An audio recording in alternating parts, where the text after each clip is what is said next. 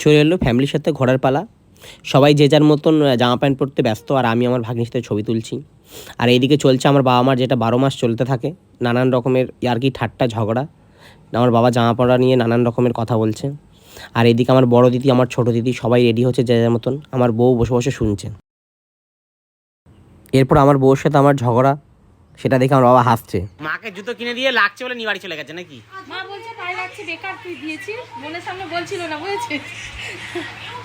তুমি ফেলে রাখবে বেকার, আমি নিয়ে নিয়েছি। না ঠিক আছে, সব সব সব এক্সেপ্ট। থেকে বেশি সুন্দর লাগছে। ওটাই সুন্দর লাগছে, আমরা পছন্দ। ও চাই সবাইকে, আমাকে যেটা সুন্দর লাগবে সবার থেকে। হ্যাঁ হ্যাঁ, আর বাবু না আমার।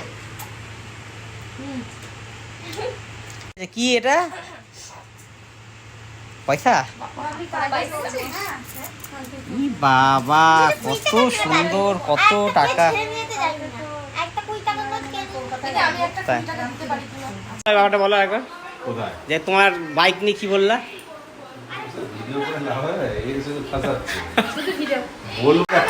এরপর চললো দিদি জামাইবাবুর খুনসুটি।